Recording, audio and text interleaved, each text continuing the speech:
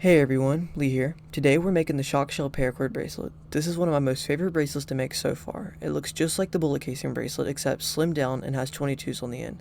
The supplies you will need are 6.5 to 7 foot of 2mm micro paracord, 1 strand of electrical wire slightly longer than your wrist. If you're worried you'll cut too much or too little of electrical wire, measure your wrist and cut to fit.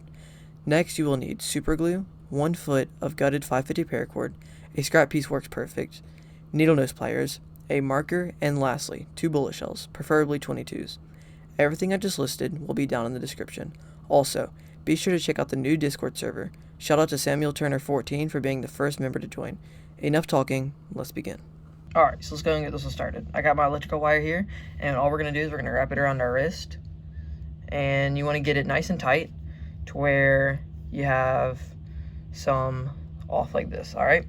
Okay, so once you get it looking like this, you can go ahead and get your marker and mark the side that's sticking up. So we're going to go ahead and mark right here. Okay, so you can go ahead and take that off, and you can either use your dykes or your needle nose pliers. This time I got needle nose pliers, so we're just going to go ahead and cut the side, the shorter side off. Alright, so now this measurement is to fit about a 1/4 inch to about an inch gap when the bracelet's done and around your wrist. Okay, so I got my gutted paracord here, and for those of you who don't know what gutted paracord is, it's where you just take the curtains out the center, and this is actually a scrap I had. So what you're going to do is you're going to take your wire and slide the gutted paracord right over the wire. Alright, and now that I got my wire in here, we're going to go ahead and cut the end that has the most cord. So that's it over here. Alright, now what we want to do is we just want to slide this down to about right here. So that should be good. So what we're going to do is we're going to get our lighter, and I'm just going to go ahead and burn this down. And you just kind of use your fingers to get this to stay on here.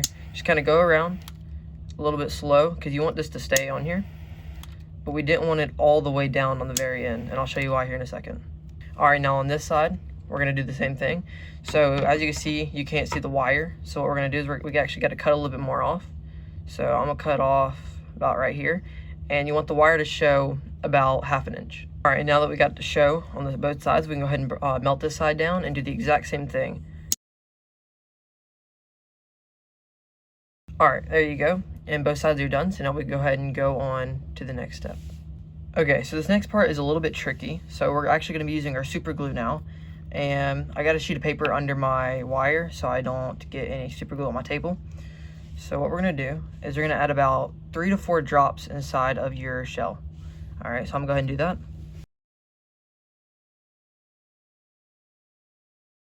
All right, and as soon as you get that done, be careful that you don't knock the shell over, and you're gonna go ahead and slide your wire in there. All right, so you just wanna hold your wire in there.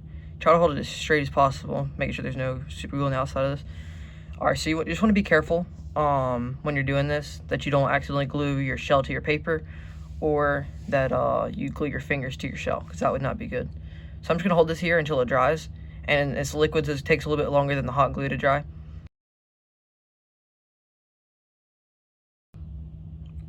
Alright, and once you have your wire down in there, you can go ahead and get your super glue and add another drop down in there if you want to, which I'm going to go ahead and do. And it's okay if it touches your paracord, because it'll actually just run off the paracord down into the shell, like mine just did there. So I'm just going to let this dry, and we'll go on to the next side. Alright, and for the other side, you'll do the exact same thing. Add another 3 to 4 drops, and you can go ahead and put your wire in there and let it dry.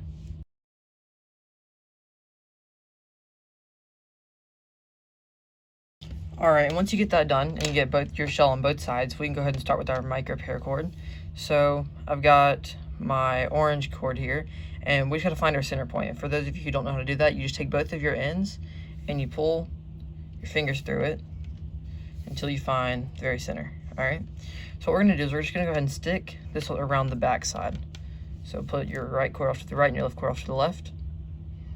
And it should look just like this. Alright, so what we're going to do is we're just going to be tying the cobra.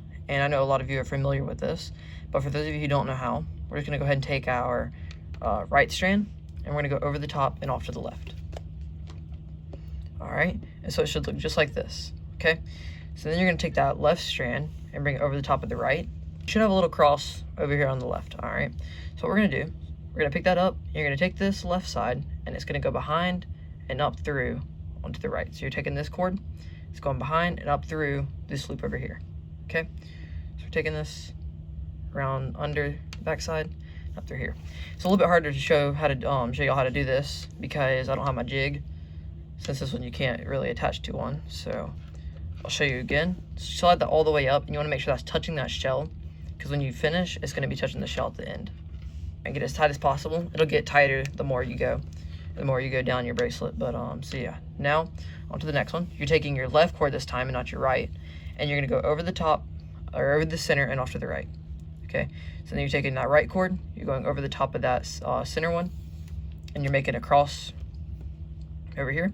Okay, so you're taking this cord, you're going to go around and up through the loop over here. So behind it and up through the loop on the left.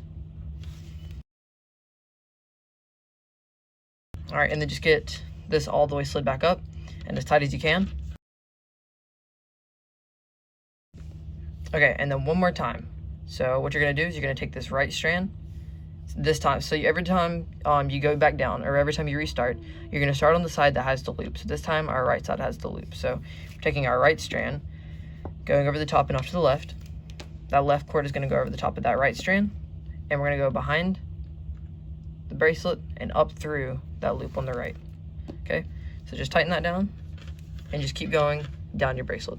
Okay guys, and once you make it down here to the end, you can go ahead and cut your right and left cord and then proceed to burn either end.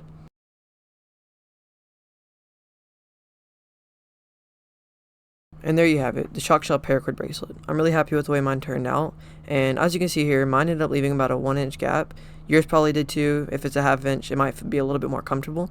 But yeah, I'm really happy with the way it turned out, and that's it for now. Catch y'all on the next one. Later.